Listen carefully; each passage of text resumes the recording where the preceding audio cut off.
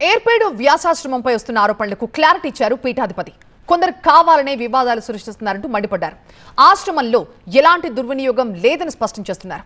మరోవైపు ఆశ్రమ పాలన అంతా పూర్తి పారదర్శకంగా జరుగుతుందంటున్నారు ఆశ్రమ అధికారి.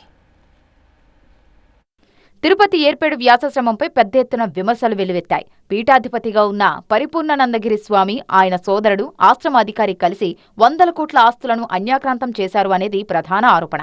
ఆశ్రమ పరిరక్షణ సమితి పేరుతో పెద్ద ఎత్తున ఆందోళనలు సాగాయి. వివాదం నడుస్తున్న వేళ విమర్శలకు కౌంటర్ ఇచ్చారు పీఠాధిపతి పరిపూర్ణానందగిరి స్వామి. పదవి వ్యామోహం, ధనకాంక్షతోనే ఆశ్రమంపై కొందరు మాట్లాడుతున్నారు.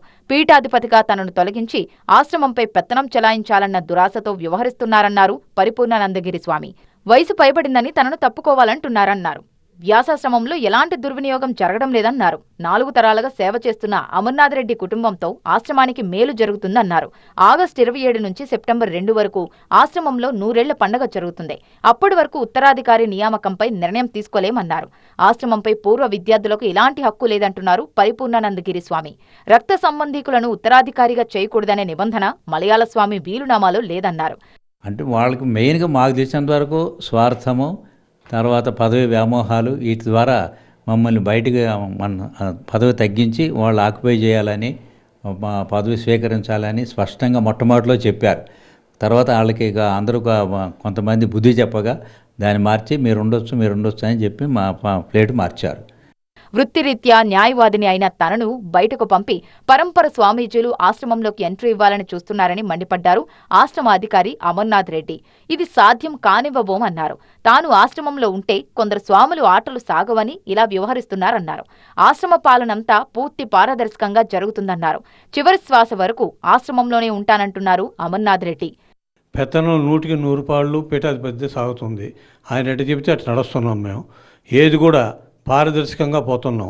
ఒక్క పైసా దుర్వినియోగం అయిందని మీరు నిరూపిస్తే మేము సొంత ఆస్తులు అమ్మైనా మేము కట్టడానికి సిద్ధంగా ఉన్నాం. అటు జరగదు కూడా. సంవత్సరానికి 2,10,00,000 ఖర్చు ఉంది.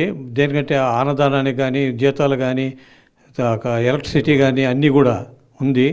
అట్లనే భక్తుల దగ్గరికి రేయింబగోళ్ళు శ్రమ కోర్చి వాళ్ళు కష్టపడి తీసుకొస్తుంటే వీళ్ళు సంవత్సరానికి ఒకసారి, ఎప్పుడో 10 సంవత్సరాలకు ఒకసారి వచ్చి లోపలికి ఇవన్నీ దుష్ప్రచారం చేయటం అవాస్తవాలు. కమిటీ దేనికి వేయాలి?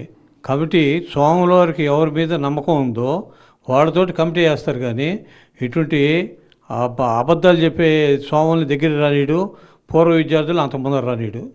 ఆశ్రమంపై తీవ్ర విమర్శలు చేసిన పరంపర స్వామీజీలు 3 ప్రధాన డిమాండ్లు వినిపిస్తున్నారు. 21 మంది సభ్యులతో స్వతంత్ర కమిటీ ఏర్పాటు చేయాలని కోరుతున్నారు. ముఖ్యంగా ఆశ్రమ ఆస్తులు, ఆర్థిక లెక్కలు బహిర్గతం చేయడంతో పాటు శివరాం, అమర్నాథ్ రెడ్డిని తొలగించాలని పట్టుబడుతున్నారు.